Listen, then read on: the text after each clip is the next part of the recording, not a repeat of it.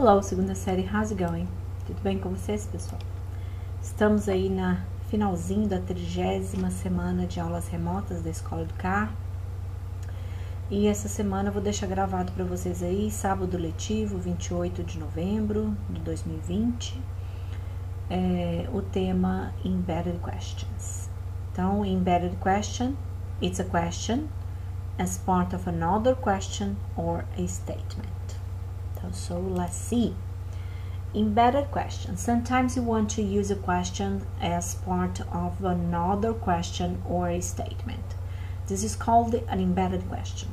We can use embedded question as part of another question. This is sometimes called an indirect question and is often used to be polite. O que está dizendo aí, então?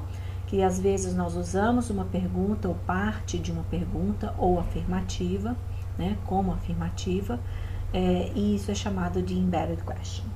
Nós também usamos as embedded questions como parte de outras perguntas e às vezes, que são chamadas às vezes de perguntas indiretas, tá? E a gente faz isso com o intuito de ser mais educado. Por exemplo, eu tenho uma normal question, que é uma pergunta normal. Where is the station? Onde fica a estação? Se eu quiser perguntar isso de uma maneira mais educada, numa indirect question, por exemplo, eu posso perguntar colocando o modal verb could na frente, né? Então fica assim, could you tell me where the station is? Né? Você poderia me dizer onde a estação é, onde ela está, onde ela fica, né? Onde se encontra, ok? Então percebam que eu coloquei antes da where is the station. Could you tell me? Né? Você poderia me dizer. E aí, o verbo to be, que viria logo depois da WH question, numa normal question, ele vai passar para o final da sentença numa embedded question. Então, eu vou ter uma mudança de estrutura na embedded question.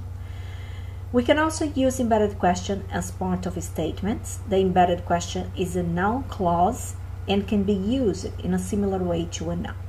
Então, nós podemos usar a embedded question as part of a statement, como parte de uma afirmativa, e elas também podem ser algumas podem ser consideradas como orações substantivas, né? E nós podemos usá-las de uma maneira similar a um substantivo, por exemplo, tá? Então, vamos ver aí. We can use as the subject or the object of the main clause. Então, não podemos usar ela como sujeito ou como um objeto de uma sentença principal. Então, temos lá uma normal question. Where does she work? Onde ela trabalha? Se nós passarmos essa sentença, essa pergunta para a embedded question e ela for considerada uma afirmativa, por exemplo, eu posso responder essa pergunta como uma embedded question. Por exemplo, eu posso dizer I don't know where she works, ok? Percebam que where does she work virou where she works. Então, eu tirei o does, que era o auxiliar da pergunta, e transformei o verbo da ação, que era o works, o verbo principal da sentença, eu transformei ele passando para a terceira pessoa do singular, então ele ganha um S, ok? Normal question, where does she work? De novo, a mesma pergunta, e aí eu posso responder, where she works is very far. Onde ela trabalha é muito longe, muito distante, ok? Então, eu tenho várias formas de responder perguntas simples usando statements, embedded question, como parte de uma afirmativa, ou seja, parte de uma resposta para uma normal question, ok? Depois, formando embedded question, forming embedded questions. We use the same rules with embedded questions in statements as we do in embedded questions in indirect questions. Então, usamos as mesmas regras, tá? Usadas nas embedded questions, nas afirmativas, da mesma maneira que usamos nas perguntas indiretas. Então, if there is a question word, we keep it. Então, se tiver uma WH question, por exemplo, where, when, why, what, a gente vai manter ela na resposta, no statement, tá? If there is no question word, we use if or whether. Então, se não tiver a WH question, nós podemos usar o if, né, que é o se, ou whether, que também é a mesma coisa. We use normal sentence grammar, so we don't need do, does and did, ok? Porque é um statement, então a gente não vai usar, a statement é afirmativa, então a gente não vai usar os auxiliares do, does e did. We use normal sentence in word order, então usamos a ordem normal da sentença, sujeito, verbo e não o oposto, tá? Porque é um statement, né?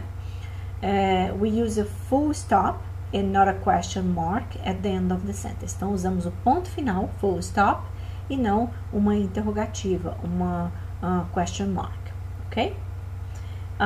Here are some examples of verbs that we often use with embedded questions. Então, alguns exemplos de verbos. Wonder, know, remember, be sure, find out, think about, and forget. Então, temos aí, I wonder why she said that, né? Eu imagino, por que ela disse isso? They don't know what they are doing. Eles não sabem o que eles estão fazendo. We don't remember where the house is. I'm not sure when we are going to arrive. Let's find out what time the show starts. She's thinking about how she's going to do it. I've forgotten why I started this. Então, são verbos que a gente normalmente usa em embedded question, principalmente com statements. Na sequência, tem aí um exercíciozinho para vocês fazerem. Baixem esse material em PDF, que eu vou deixar disponível na mesma pasta do link dessa videoaula, 30ª semana, na plataforma do Bernoulli. Façam um exercício de vocês no caderno, não precisa copiar as respostas, marquem apenas os números e completem as sentenças que a gente vai corrigir na próxima semana, ok? Então, temos aí 20 embedded questions para serem transformadas. Não se esqueçam de realizar as atividades da semana, assim você mantém os estudos em dia. Se quiser, deixe um comentário abaixo deste vídeo. Let's have one for the road. It means vamos tomar uma saideira. That's right, guys. See ya.